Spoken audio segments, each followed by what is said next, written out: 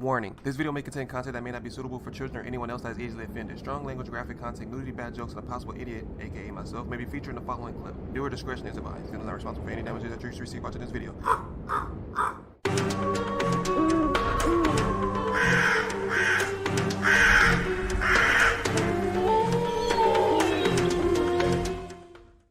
Ho, ho, ho, boys and girls. I hope you're ready for another video here with Reprisalzems. Hey, what's up, y'all? It's Zems, and welcome back to another reaction video. Today, we're going to be reacting to mrballen. I don't know what video it is because I pre-recorded this. But we're about to be reacting to mrballen. Hope you haven't been good this season. I will give you the gift of videos as long as you give me the gift of subscribing and hitting that like button if you're new to the channel. My name is Reprisalzems, and welcome to the crow's nest. But make sure you swing that screen box, comment on the link, and watch the video in entirety because I'm going to be pausing and stopping and talking through the whole thing. Well, that's all I got. Let's find out what makes them different than any other cops that we have found out back in. We watched the other videos. There's always something with the police, bro. They always forgetting evidence, or they don't do an extra investigation. They don't be testing the DNA. But we're about to find out, man. But for now, let's get it.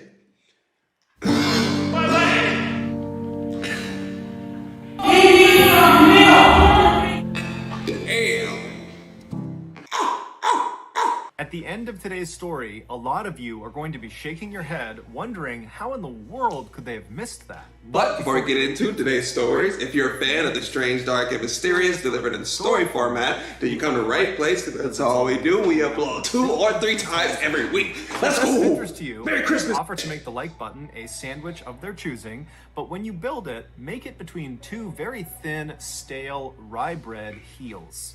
Also, please... 2 very thin, stale rye bread heels. Also, please subscribe to our channel and turn on all notifications so you don't miss any of our weekly uploads. All right, let's But get rye into it. bread is dry, bro. Mr. Ballen Dance, Merry Christmas. Hell yeah, Happy New Year. Every second counts. 6. Heather Kwan was a 21-year-old college student living in the small residential town of Desert Hills in Arizona. From a very young age, Heather was someone who always seemed to give her friendship to the people who needed it the most. The real People one. who were hurting on the inside or who society had kind of forgotten about. This is why when she was a teenager and a young adult, she would often spend her weekends volunteering her time with underprivileged children. It's also why she aspired to go to law school and become a defense lawyer, because she loved the idea of professionally helping people that desperately needed her help. She lived in a rental home with her boyfriend, who was 18 years old. His name was Ryan Waller, and amongst other things, he was a huge gun enthusiast and a student. That year, the couple had made plans to visit Ryan's father, Don, on Christmas Day, so on December 25th. But when the day came and Don had made dinner for the couple and was expecting them, they didn't show up. And so Don tried contacting both of them, but when he couldn't, he just had a bad feeling that something was off. It was just very uncharacteristic of them to just no-show. But instead of driving over to their property himself, Don just called the local police and asked them to do a welfare check. See, those are your real friends. Even if it's something small like that and they don't show up, he called the police immediately. Some people be like, oh no, I'm just gonna try again later. Nah, call the police. Let them come find me. That's a real friendship right there, boy. Police arrived at the house in Desert Hills, Arizona. They knocked on the door, but there was no answer. They looked in the windows and some lights were on, but it was mostly dark inside, and they couldn't really tell from the car in the driveway if that belonged to the homeowners or somebody else. And so they stood there for a second, they're looking in the windows, there's no movement. They knock again while simultaneously calling out that, hey, we're the police, we're here to do a welfare check, just want to make sure you guys are okay. And this time, after they were done knocking, they heard the deadbolt unlock and then the door swung inward into the house, and standing right in front of them was Ryan. Ryan had this huge bruise on his left eye, this big black eye, and he had a cut on his nose, and he was just standing there, not saying anything, not asking any questions, just looking at them. And they looked past Ryan into his house, and they saw there was a woman lying on the couch, which they presumed was his girlfriend Heather, because that was the 2 people they were coming to look for. She blacked so they his turned eye. their attention back to Ryan, and they asked him, what happened to your eye? And Ryan was a little bit cagey. He didn't really give them a straight answer. He basically said, I don't know. I don't know what happened to my eye. And, the police didn't really pry that much, but eventually they determined that Ryan was more or less okay, albeit a little bit strange. And then they said, okay, well, who's the woman who's lying on the couch? Is that Heather? And Ryan, again, was kind of cagey and a little bit dismissive and said something along the lines of, oh, you know, she's just sleeping. And so the police said to him, look, you know, we're here on a welfare check. Your father sent us here to check on you guys. And so we have to go in there and wake her up and make sure she's okay. And so Ryan, again, was just a little bit weird and kind of defensive and didn't really immediately comply, but eventually did step out of the way. And the police walked into the residence, they walked over to the couch, and as soon as they looked down at the girl on the couch, which was Heather, they saw right away that she was not asleep, she was dead. And she had been for at least a couple of days. She had died from a single gunshot wound to the head. Immediately, Ryan was arrested and brought out to a squad car. He didn't fight the arrest, but he did emphatically say he didn't know what was going on, he didn't understand what was happening, he didn't know what happened to Heather. He just seemed kind of generally confused. You confused about what? How you killed her? How the hell she's dead a couple of days and you're like, oh, she's sleeping, which means you know she's been dead the whole time. I have a feeling deep down inside in my disappointment heart, he's going to beat the case or just something stupid because it's just like, she was sleeping. I don't know what's going on. You just said she was sleeping. You've been in the house with her the whole time. Who else did it? Batman? Regardless, he was thrown in the back of the police car outside the property, and he would sit there for several hours while more and more police and paramedics arrived to process the crime scene and also to transfer Heather's body to a morgue. Finally, around 5 a.m. on December 26th, the police brought Ryan, who was still in the back of this police car, to the Phoenix police station for questioning. The interrogation that followed, this hour-long interrogation that was all filmed, would start off relatively normally, but it would quickly devolve into this totally bizarre back and forth between Ryan and the detective who was questioning him. And then at the end of the interrogation, there would be this stunning revelation. From this point until the end of today's video, we're going to be showing you clips from the actual interrogation. When you get to the end of this video and you hear the revelation, and trust me, you will not miss it, I would encourage you to then go back and watch the clips of the interrogation, or just go online and watch the entire interrogation, because it's totally mind-blowing watching this thing, knowing what's really going on. In the video, Ryan is led into this sort of nondescript, small interrogation room at 5:08 a.m. on December 26th. So he's just arrived at the station, they put him in this room, he's wearing this white jumpsuit that might have been issued by police, maybe he owned it, but it definitely looks more like prison attire. He's got no shoes on, no socks on, and his hands are not cuffed. And so he walks into the room and he sits down in the chair that's in the back corner of the interrogation room, and this chair is right next to this table, and then on the other side of this table is another chair. Dang, you see his eye? Boy, she socked it. She hit hard. Do you see the dude's eye? I thought Derek Lewis punched him. Dang, she hit him hard, boy. So Ryan sits down in the corner. He's kind of facing out towards the middle of the room. He's quiet. He's basically not moving. Like a hamburger. At some point, he notices there is a handcuff that's connected to this table. Now, in some cases, the police would handcuff the person they were interviewing in this room, but in this case, Ryan was not told that he needed to put this handcuff on. He was uncuffed, so there was no directive that he needed to have this handcuff on. A killer with no handcuffs on. Where'd they do that at? Left a killer in there with a weapon. Them things can be used as a weapon too. He handcuffed himself?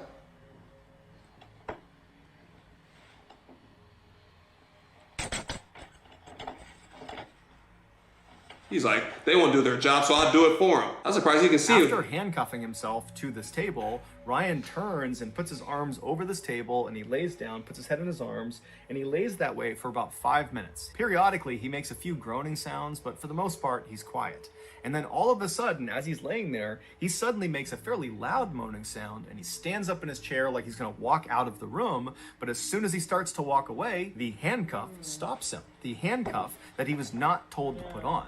And so he's stuck against this table, but he doesn't seem fazed by it. He looks almost confused by what's happening, but he doesn't dwell on it for very long. Instead, he just reaches across the table and grabs a blank piece of paper, and then he just sits back down in the seat, he crosses his legs, and he starts looking at this piece of paper. At 5:17 a.m., so roughly 9 minutes into this interrogation, which really hasn't even started yet, Ryan is intently looking at this blank piece of paper when a detective walks into the interrogation room. This detective was named Dalton. Dalton, and he informs Ryan that they're going to be taking pictures of his feet, and so he needs to put his feet up on the table that's right next to him. Ryan at first acts very confused and doesn't really understand what's happening, but he eventually complies and he puts his feet up on the table, and by the time his feet are up there, another officer walks into the interrogation room, and he's got a camera and he's got this big kit with him, and he would begin about a 10-minute long process of photographing Ryan's feet and also swabbing Ryan's feet. Plot twist, he is selling his feet pictures on OnlyFans, and he's been making money off of this whole entire time. Serial killer feet pictures. That's going to be another category, right? You heard it here first, folks. During this 10-minute session, Dalton stays in the room, and so Ryan periodically asks him if he can just leave and go home, seemingly unaware of how serious this situation really was for him. And when Dalton would tell him, no, you can't leave, Ryan would act totally frustrated and kind of angry and upset, kind of like how a child would act if they were told they couldn't have something they really wanted to. At 5:28 a.m., after this 10-minute session is complete and they've photographed and swabbed Ryan's feet, the second officer leaves the room and Dalton shuts the door behind him, and then he walks over to the table and he grabs the chair on the other side from Ryan. He drags it out so it's closer to Ryan, and then he sits down and introduces himself. After that, he begins asking Ryan some very basic questions. He asks him to confirm his name, which he does. He asks him to confirm his date of birth and his social security number, and Ryan does both those things. And then he asks Ryan if he understands why he was there, why he was being interrogated. And Ryan says no. And so at this point, Dalton says, okay, let's just stop right now. I'm going to read you your rights. And so it's at this point in the interrogation that Ryan's behavior starts to get really, really weird. After Dalton tells Ryan he needs to read him his rights, you can see Ryan doesn't compute what he's saying. He's just kind of looking blankly, and Dalton seems to pick up on that. And so he tries to make it kind of lighthearted, and he says, hey Ryan, I'm going to read you your rights like they do on TV, like on Cops and on Law and Order and CSI, any of those crime shows, they read people their rights. That's what I'm going to do. You know what I'm talking about? And Ryan just goes, no. And Dalton's kind of confused. He's like, you haven't seen any cop show where they read people their rights? And at this, Ryan kind of changes his behavior. And suddenly he's not as robotic. He's a little bit defensive looking. And he says, oh, yeah, I have, yeah. At this, it's pretty obvious to Dalton that Ryan is lying about something that is totally insignificant, whether or not he's seen true crime TV shows. It really just didn't matter at all. And there's this weird hesitation where both of them are just kind of being quiet for a minute. It's like Dalton knows he's lying about it, and Ryan just seems totally confused. And then ultimately, Dalton just decides to not key in on this kind of weird lie that Ryan has just told. Instead, he just reads Ryan his rights. And then after that, he gets back into some basic questions. The next one was, hey Ryan, what was the highest grade you achieved in school? And now at this point, Ryan is not looking at Dalton. He's looking to the far side of the room. He's got this blank expression on. And when he's asked this question, he just says, I don't know. And Dalton's like, you don't know what level grade you achieved in school? And Ryan says, no, I don't know. Eighth grade.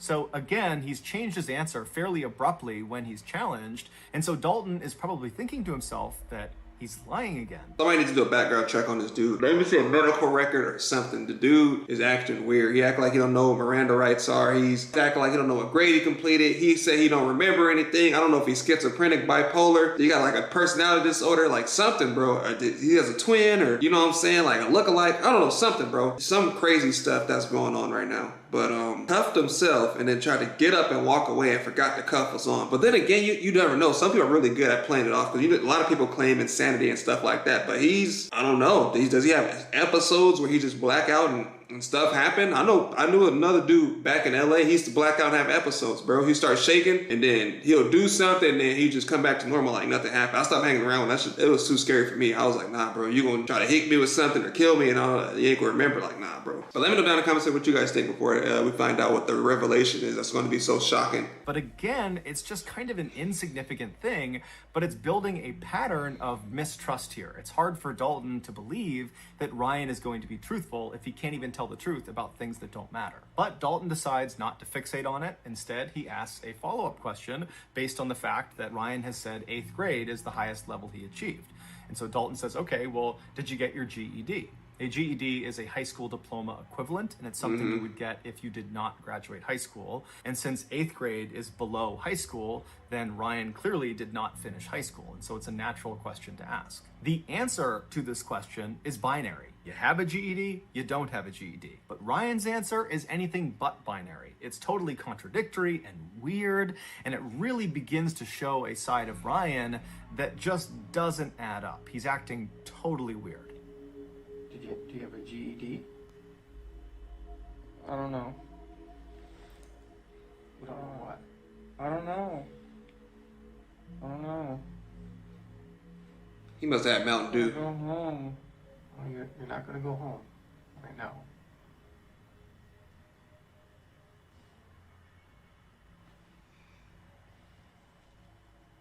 I think What? the detective is shook. What's the highest grade that you completed? B? No. Not grade, as in letter grade. I'm asking, did you graduate high school? No. And the highest you went was 8th grade? Mm. Dang, 8th grade? That's a big ass 8th grader. Do you know how to read and write, Ryan? Yeah. After the discussion about Ryan's education goes nowhere, Dalton again does not fixate on all the issues with his answers so far, and instead just kind of continues asking more questions. And so he begins to address Heather. He starts by asking Ryan if he has a girlfriend.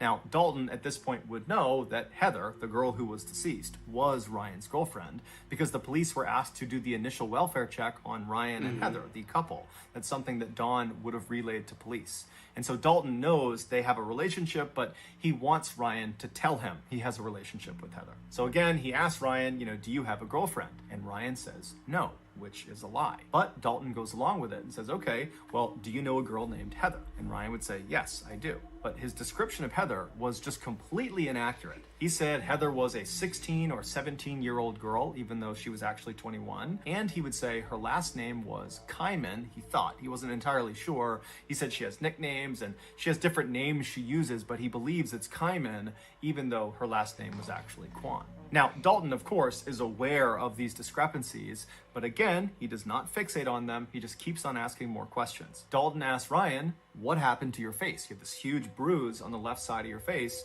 What happened? At first, Ryan says he doesn't know.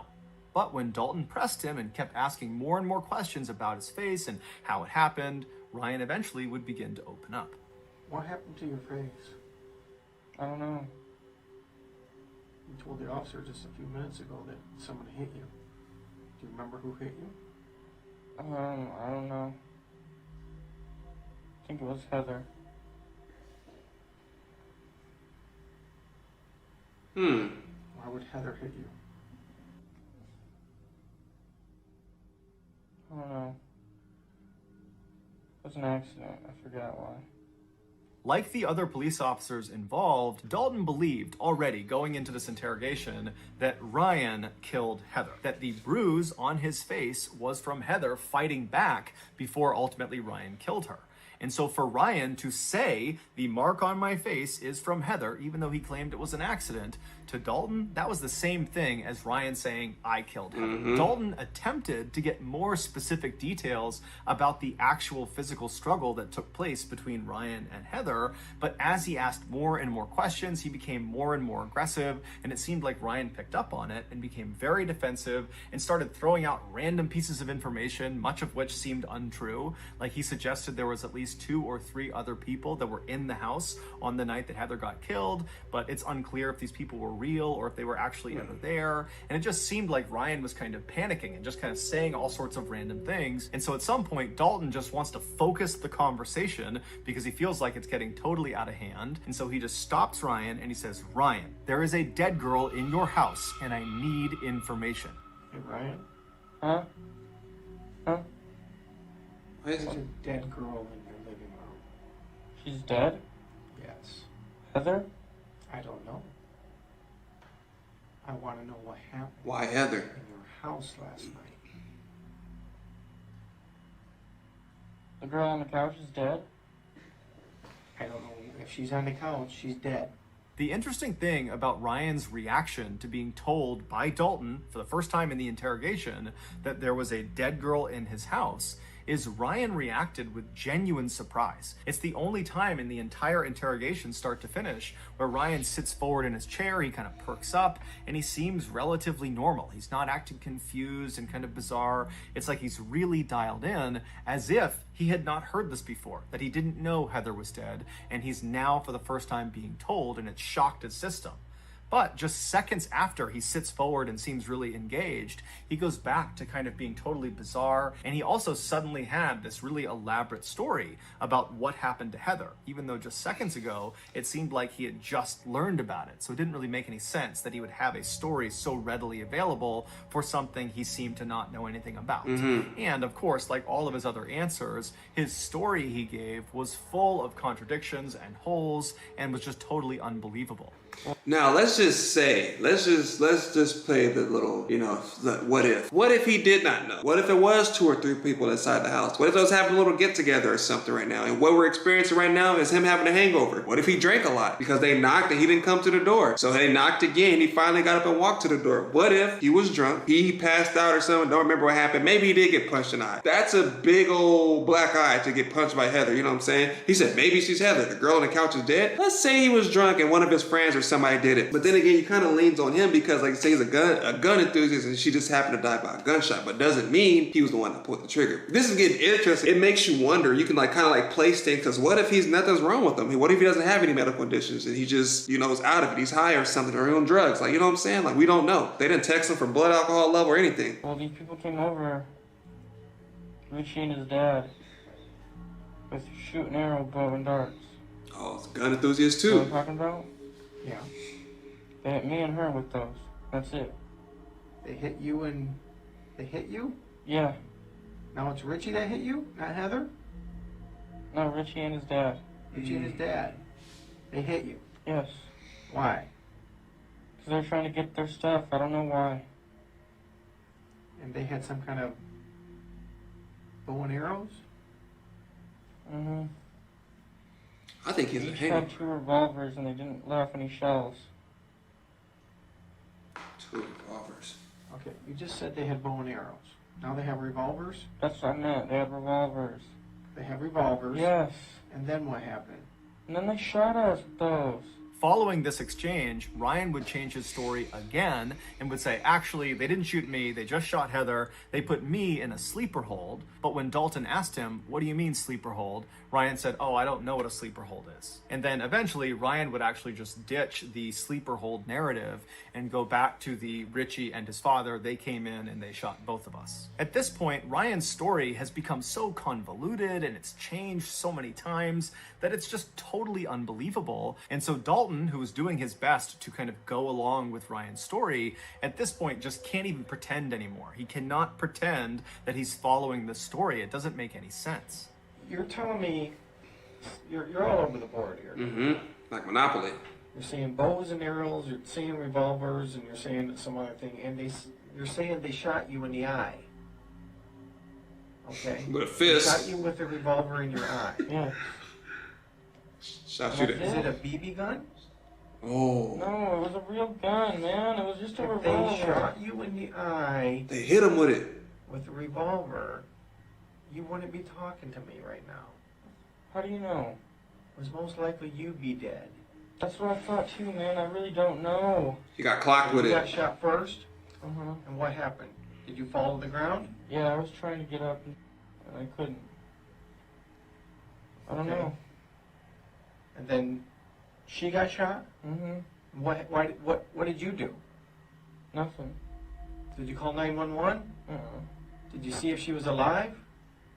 She was sleeping still, and that's it. I just let her sleep. She got shot in the side of the face and you let her sleep? Yes. This does not make sense, Ryan. After this exchange, Dalton just goes full bad cop on Ryan, openly accusing him of shooting and killing Heather, and Ryan just continues to say he doesn't know anything, that he didn't do it, and his answers are just totally nonsensical and contradictory, and nothing is making sense. And so finally, at 5:52 a.m., roughly 45 minutes into this interrogation, Dalton is just at a loss. He does not know how to handle Ryan, because even though he really believes he did it, nothing Ryan has said has incriminated him, because nothing Ryan has said makes any sense. And so he's sitting there kind of thinking what he's going to do next, and then Dalton notices something. He notices something on Ryan's face. He tells Ryan to come closer. He needs to look at it. Let me see What was it? Put your legs down. Put your legs down. Bring your face closer. He got hit in the head? Oh, my head hurts. Did he get shot? Wait. Did my man get shot in the head for real, for real?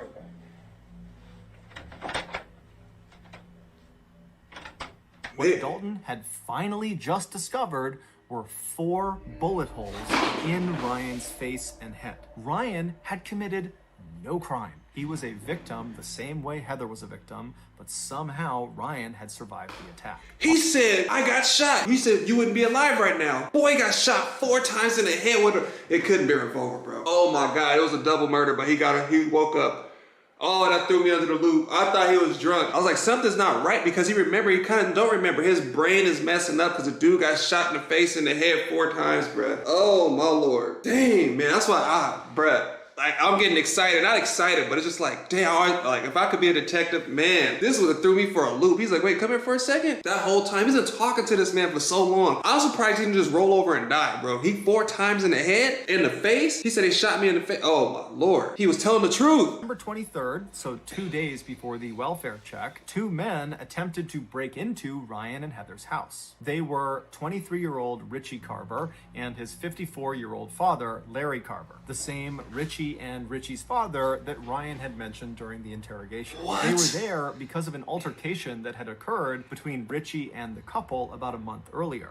During that time, Richie was actually living with Ryan and Heather, but apparently he began hitting on Heather, and Heather told Ryan, and Ryan got really mad about it, and Ryan and Richie got in this big fight, and ultimately Ryan kicks Richie out of the house. Now, this totally infuriates Richie and is very embarrassing for Richie, and so right away, he begins plotting his revenge. And so on December 23rd, Richie and his father, they were there to carry out this revenge plot. When the father and son got to the back of Ryan and Heather's house, Ryan saw them at the back door through the glass door that was near their kitchen, and he ran over to try to stop them from getting inside.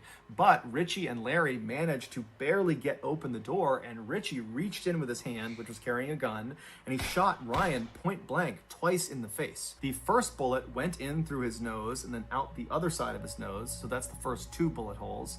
And then that bullet traveled back into his head through his left eye into his brain, where it got lodged. And along with the bullet, 6 pieces of his skull that broke off from this bullet went inside of his brain as well. So that's the first 3 bullet holes. And then the second bullet that was fired into Ryan's head hit the side of his head. It did not penetrate into his skull. So the bullet didn't lodge anywhere inside of his brain. Cheap-ass bullet. However, it did break off a piece of his skull. And so that was the 4th bullet hole. Ryan dropped to the ground. He was unconscious. They assumed he was dead. They managed to force the door the rest of the way open. They stepped inside. They stepped over Ryan's body, and they walked into the living room where Heather was cowering on the sofa, and Richie just immediately walked up, put a gun to her head, and fired a single Piece shot. of shit. After she had fallen to the ground, the 2 men stole some things in the house and then fled the scene. They would ultimately get caught, and they're both currently serving life sentences. Looking like Rick It's from The Walking believed Dead. Heather died instantly from her gunshot wound, but Ryan didn't. At some point, maybe a couple of hours after he was shot,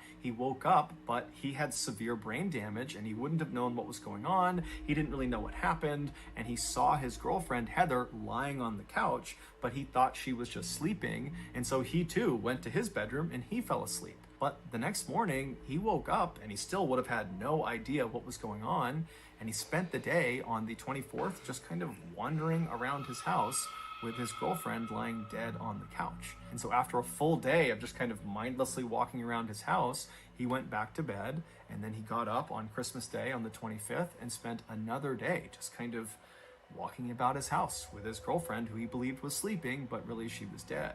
And so finally the welfare check is called in, the police show up, and as soon as they see Ryan, they jumped to conclusions that he must have killed Heather, and it kind of dictated the way they treated him. Had they believed he was a victim, they might have sought medical attention for the wound on his face, but again, jumping to conclusions and assuming he was the killer, they figured that bruise on his face was from the woman fighting back. She had struck him before he had savagely killed her. And so they didn't give him any medical care. Instead, they put him out in the cop car out front of the property, and he sat there with no medical intervention for 6 hours. And during those 6 hours, literally every second that went by, there was irreversible brain damage being caused because he had all this bleeding inside of his head that was causing brain damage. And so the clock was ticking as soon as they found him, and for hours and hours and hours, he got no care and was just getting worse and worse and worse.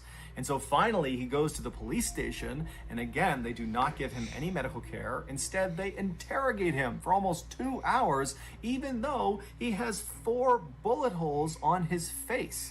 Yeah, that's true. Even though they did not know he had bullet holes in his face, you're supposed to call an ambulance and ask them if they need medical attention or something like that. They didn't do any of that, so they might get in trouble for this. They might even get sued. I don't know if the video's over yet, if their parents or somebody sued or not, but you're supposed to ask for medical attention. But even if it looks bad like that, you still tell them like you have to get it because you see him like bleed. But he's not like he's not leaking blood, which is throwing me off. Like, how are you getting shot that much if you're not leaking anything? Like, it's weird, man. And this makes it even crazy that this situation happened December 24th, and today is December 24th as I'm recording this right now. But you guys won't see it till the 25th because I had to drop the double upload for you guys. You know what I'm saying? My detective skills was subpar this time. I guess I gotta throw in the towel, y'all. My detective skills is going bad. Apparently no one noticed or no one took seriously, but regardless, he spent those almost 2 more hours in the interrogation room, where every second that's going by, his brain is getting more and more destroyed, irreparably destroyed. And then finally, at the end of the interrogation, Dalton, who's probably thinking to himself, what is wrong with this guy? His answers don't make any sense. He's all over the place. And that's when he stepped back from looking for a way to convict this guy and noticed the holes on his face, specifically the hole in his nose. And that's when he called him forward, and he looked at his face and he realized a huge mistake had been made, and he called an ambulance. Here is a clip of the fire department who arrived ahead of the ambulance in the interrogation room, learning about what's happened to Ryan as they wait for the ambulance. Hey guys. Hey guys. I don't know what it is. I'm not gonna believe this one. I can't believe it either. You're right. I've already heard the story. I can't believe it. This is just my observations that this might be an entrance, this might be an exit, this might be into his eye. And he's acting like he has a serious head injury, which would make sense.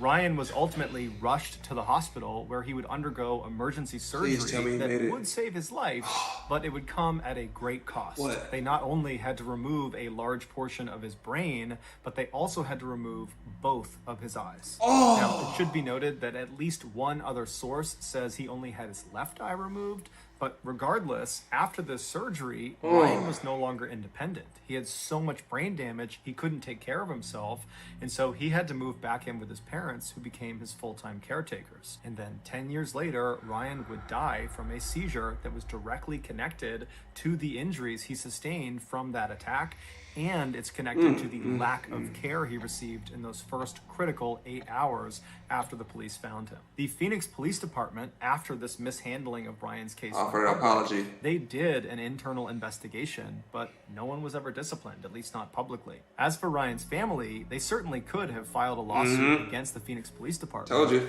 But they chose not to. They said the only thing we want is our son back, and a lawsuit will not give us that. Also, please subscribe to our channel and turn on all notifications so you don't miss any of our weekly 2 or 3 video uploads. We are now selling merchandise like flannels and hats and sweatshirts and mugs and all sorts of stuff. If you're interested, go to shopmrballen.com.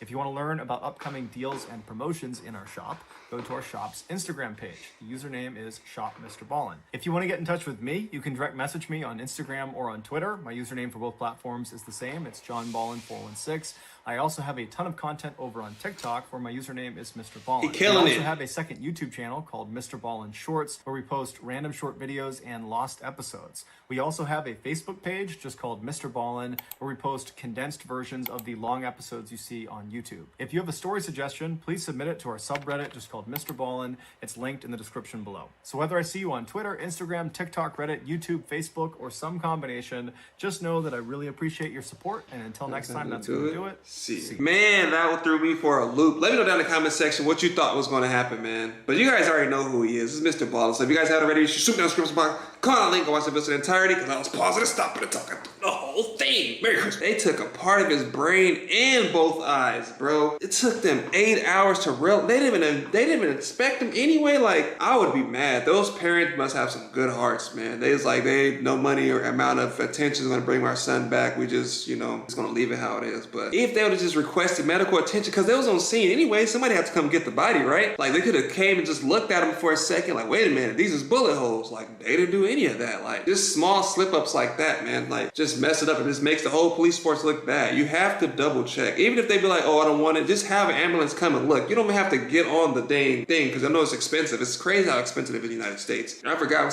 my sister had fainted one time and they had picked her up. That bill was like $3,000 to $5,000. It was one of those. I remember it was a lot. It was like that case, like, damn, I'd rather die. You saved my life, but then I'm still gonna be paying it on the back end. Like, I'm alive just to be in debt 4 times. I wanted to know if it was actually a revolver. I don't know what kind of revolver with those small holes like that, but I'm not a gun enthusiast. Let me know in my gun enthusiasts what kind of gun it was. I'm pretty sure a revolver would have took more than his eye, right? It's probably most of half his head would have been gone. At least like the dirty, hairy one that I know of, but I don't know. But yeah, but again, thank you guys for watching, and I'll see you guys next time. If you're new to the channel, my name is Reprisalzems, and welcome to the Crow's Nest.